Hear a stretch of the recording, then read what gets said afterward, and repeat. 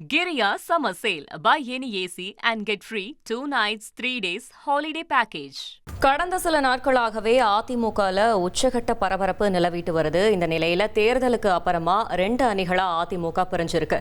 CV. Shanmugam Velumani தலைமையில ஒரு அணியும் இபிஎஸ் தலைமையில ஒரு அணியுமா பிரிஞ்சிருக்கு. இந்த நிலையில தாவேக அரசுக்கு சி.வி. சண்முகம் அணி ஆதரவு தெரிவிக்க இருக்கிறார்கள்.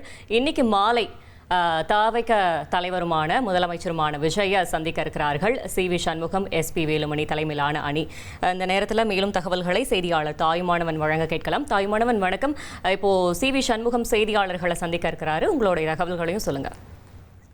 தற்போது எம்ஆர்சி நகரில் இருக்கக்கூடிய முன்னாள் அமைச்சர் சி.வி. சண்முகம் அவருடைய அலுவலகத்திற்கு எம்எல்ஏக்கள் வந்த வண்ணம் இருக்கிறாங்க. குறிப்பாக யாரெல்லாம் ஆதரவு தெரிவிக்கிறாங்களோ அந்த ஆதரவு எம்எல்ஏக்கள் ஒருவராக வருகை தரக்கூடிய காட்சிகளை பார்க்க முடிகிறது.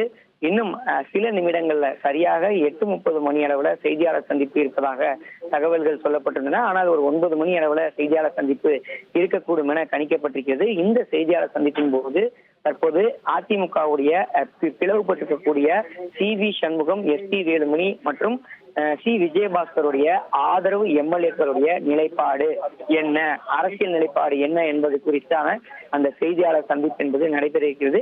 இந்த செய்தியாளர் சந்திப்புல தாவேகாவுக்கு ஆதரவு அளிக்கக்கூடிய ஒரு டிசிஷனை இங்க இருக்கக்கூடிய எம்எல்ஏக்கள் எடுக்க இருக்கிறாங்க. அது குறித்தான அறிவிப்பு தான் வெளியாக இருப்பது என்பது குறிப்பிடத்தக்கது. இதற்கு காரணம் என்ன அப்படின்னு பார்த்தோம்னா, அதிமுகவை பொறுத்தமட்டில் எதிர்கட்சி அந்தஸ்தையும் இழந்து 3ஆம் இடத்திற்கு தள்ளப்பட்டிருக்கிறாங்க.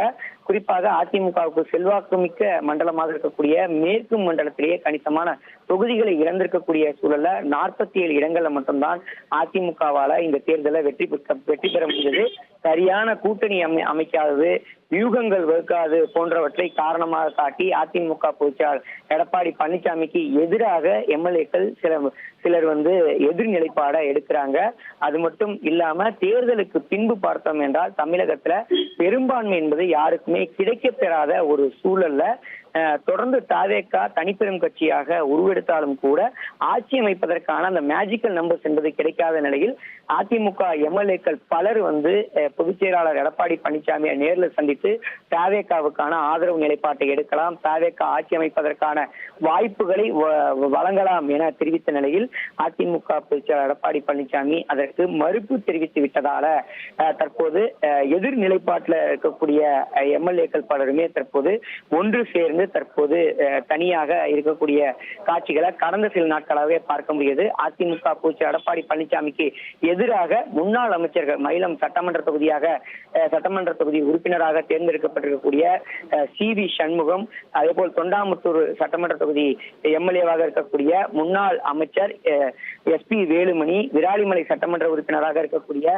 முன்னாள் அமைச்சர் சி. விஜயபாஸ்கர், கரூர் சட்டமன்ற தொகுதியுடைய எம்எல்ஏவாக இருக்கக்கூடிய முன்னாள் அமைச்சர் எம்.ஆர். விஜயபாஸ்கர், நன்னிலம் சட்டமன்ற தொகுதியின் எம்எல்ஏவாக இருக்கக்கூடிய முன்னாள் அமைச்சர் காமராஜ் உள்ளிட்ட முன்னாள் அமைச்சர்கள் பலருமே தனியே ஒரு அணியாக உருவாகி இருக்கிறாங்க. குறிப்பா 24 எம்எல்ஏக்கள் கொண்ட ஒரு அணி என்பது உருவாக்கப்பட்டு கடிதம் என்பது எழுதப்பட்டு சட்டமன்ற குழு தலைவராக எஸ்.பி. வேலுமணியை நியமிக்க வேண்டும் என தெரிவித்து நேற்றைய தினம் தற்காலிக சபாநாயகரை நேரில் சந்தித்து அதற்கான கடிதத்தை வழங்குறாங்க. Giria Summer Sale. Buy any AC and get free 2 nights, 3 days holiday package.